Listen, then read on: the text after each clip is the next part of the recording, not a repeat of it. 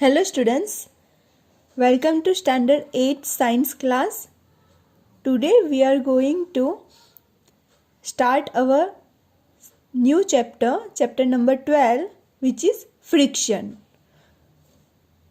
Chapter number 11 के अंदर हम फोर्स एंड प्रेशर के बारे में डिटेल्स में लर्न कर चुके हैं। अभी हम लोग फ्रिक्शन फोर्स के बारे में डिटेल्स में लर्न करेंगे। तो एग्जाम्पल्स देखते हैं फ्रिक्शन के। आपने देखा होगा कि कोई भी कार ट्रक का जो ड्राइवर है वो अपना व्हीकल को जो है वो ट्रैफिक सिग्नल जैसे ही आता है अपना व्हीकल को स्लो डाउन करता है।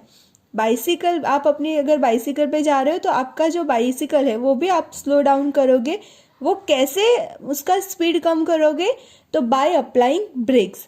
आप ब्रेक को अप्लाई करके अपने व्हीकल को स्लो डाउन करते हो। तो ब्रेक ही नहीं, लेकिन कोई भी ऑब्जेक्ट अगर मूव करता है, जैसे कि हमने बॉल को मूव कराया है, तो जितना फोर्स से मूव कराया है वो इतना ही मूव करेगा। फिर एक टाइम ऐसा आएगा कि वो स्टॉप हो जाएगा। तो ये स्टॉप क्यों होता है? क्योंकि उस पर एक फोर्स लगता है जो फ्रिक्शन फोर्स होता है। इसकी वजह से ये जो एग्जाम्पल्स में हम देखा कि बॉल जो है वो हम लोग ने जितना मूव कराया है वो मूव हो जाएगा, लेकिन थोड़े टाइम में वो स्टॉप हो जाएगा क्योंकि उस पर एक फ्रिक्शन फोर्स लगता है। सेकेंड चीज़ देखिए कि जो बनाना पील होता है, अगर उस पे अगर आपका गलती से पैर पड़ गया और आप स्पीड में चल रहे हो तो ऑफकोर्स आप जो है वो स्लिप हो जाओगे। तो क्यों ऐसा होता है? सेकेंड कि आप अगर स्मूथ और वेट फ्लोर है तो आपको उस पर चलने से दिक्कत होगी, यानी कि आप चल नहीं पाओगे। तो इसमें भी फ्रिक्शन ही है, क्योंकि जो स्मूथ सरफेस है उस पर फ्रिक्शन जो है वो लगता नहीं है, इसीलिए हम आसानी से चल नहीं सकते। हम जो इजीली चल सकते हैं, ऐसे ही फ्लोर की बात कर रही हूँ, तो नॉर्मली फ्लोर पे, तो वो फ्रिक्शन की वजह से ही चल सकते हैं। तो यही सब चीज़ें हमें डिटेल्स में पढ़ना है। ये चैप्टर के अंदर 12.1 देखते हैं, which is force of friction. आपको फ्रिक्शन से एक एक्टिविटी से समझाया गया है कि आपको टेबल पे इस तरह से बुक रख देना है और उसको इस डायरेक्शन में, देखो ये यहाँ पे आपने फॉर एग्जांपल बुक रखा है और इस डायरेक्शन में उसको फोर्स देना है, या तो आप पुश करो उसको।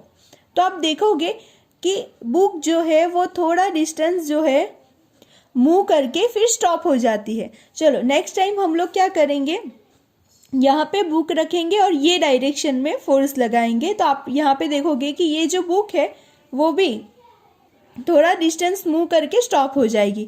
तो दोनों एग्जाम्पल में आप देखोगे कि हमने बुक को मूव कराया है ये डायरेक्शन में, ओके, और बुक जो है वो थोड़ा डिस्टेंस मूव करके स्टॉप हो जा रही है, और इसमें ये डायरेक्शन में हमें मूव कराया है और बुक जो है वो फिर स्टॉप हो जाती है। तो जो फोर्स लगता है वो ऑपोजिट डायरेक्शन में लगता है। जिस डायरेक्शन में हम मूवमेंट कराते हैं उसके ऑपोजिट फोर्स लगता है, तब भी बुक स्टॉप हो जाती है। यहाँ पे भी फोर्स ऑफ फ्रिक्शन या इस डायरेक्शन में लगेगा। इसीलिए हम कह सकते हैं कि जो फोर्स लगता है, force must be acting on the book to the opposite its motion. उसके मोशन से ऑपोजिट में फोर्स ऑफ फ्रिक्शन लगता है, इसीलिए ये स्टॉप हो जाती है। और दूसरी चीज कि जो फोर्स ऑफ फ्रिक्शन है always opposite to the applied force. हमने जो अप्लाइड फोर्स यहाँ से दिया है वो फोर्स ऑफ फ्रिक्शन ऑलवेज उसके ऑपोज में होता है।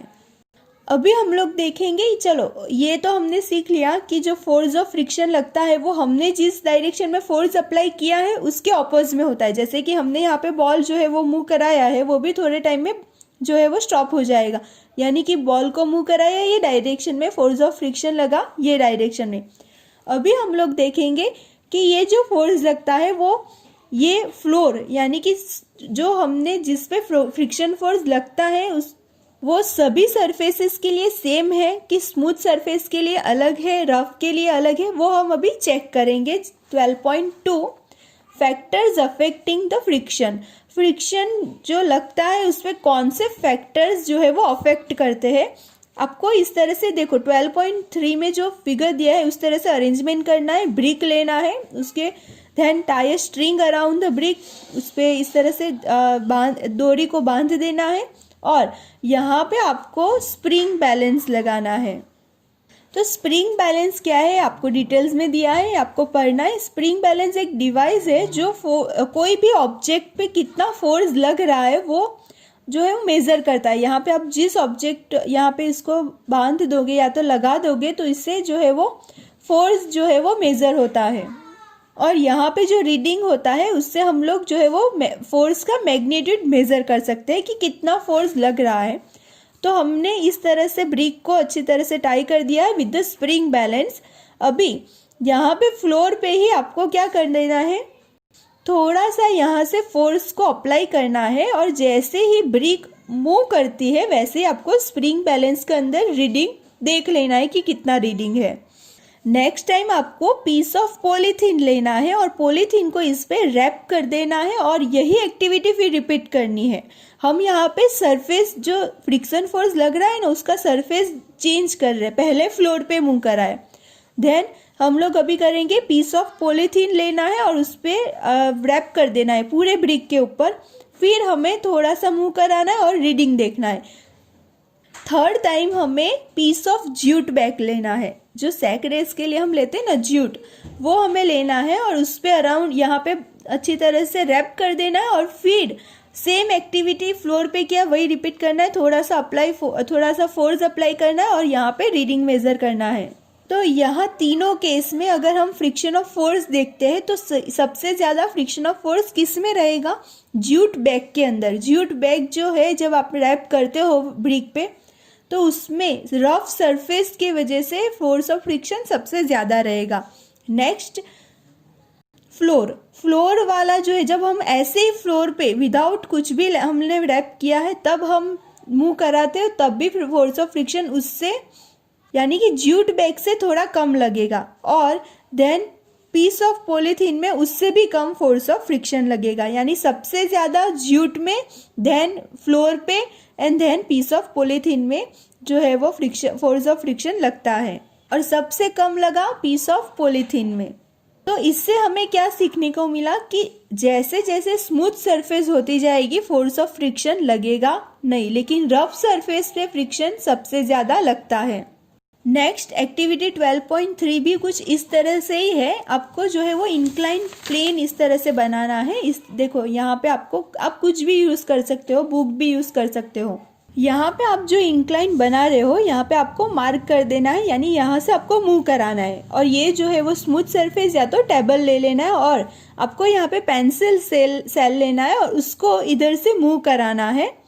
और यहाँ से जब हम मूव कराते हैं तब पेंसिल सेल जितना भी मूव करता है और फिर स्टॉप हो जाता है, इतना डिस्टेंस हमें मेज़र करके रखना है कि वो कितना डिस्टेंस पे जो है वो मूव किया और फिर स्टॉप हो गया। हमें यहाँ पे कुछ नहीं करना है, हमें सिर्फ यहाँ से छोड़ देना है।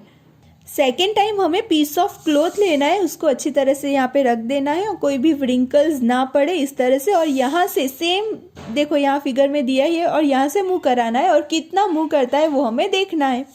नेक्स्ट टाइम थर्ड टाइम हमें क्या करना है, थिन लेयर ऑफ सैंड यहाँ पे अच्छी तरह से स्प्रेड कर देना है, और फिर हमें पेंसिल सेल को यहाँ से मूव कराना है। तो अब देखोगे जो सैंड है उसमें इससे भी कम, यानी यहाँ पर ही आकर स्टॉप हो जाएगा जैसे ही नीचे आएगा। देखो यहाँ पे स्मूथ सरफेस था तो आसानी से वो मूव कर पाया। यहाँ पे जो हमने पीस ऑफ क्लॉथ रखा यहाँ पे वो इतना ही मूव कर पाया, इससे कम, यानी ये स्मूथ सरफेस से कम। फिर हमने सैंड को यहाँ रख दिया पूरा इसको निकाल कर, तो मूव जो डिस्टेंस जितना मूव किया पेंसिल से ने वो बहुत ही कम था। तो ऐसा क्यों हुआ, क्योंकि सैंड में फ्रिक्शन जो है वो बढ़ गया, इसमें थोड़ा कम था और इसमें तो बहुत ही कम था। तो इससे हमें सीखने को क्या मिला, तो as the roughness of the two surfaces is more then the distance traveled by the object is less। Okay जैसे ही रफनेस बढ़ती जाएगी सरफेस की, जो डिस्टेंस ट्रैवल होगा ऑब्जेक्ट से वो कम हो पाएगा। ओके स्टूडेंट्स, तो आज के लिए इतना ही। नेक्स्ट टाइम हम लोग फ्रिक्शन के बारे में और डिटेल्स में देखेंगे। Thank you.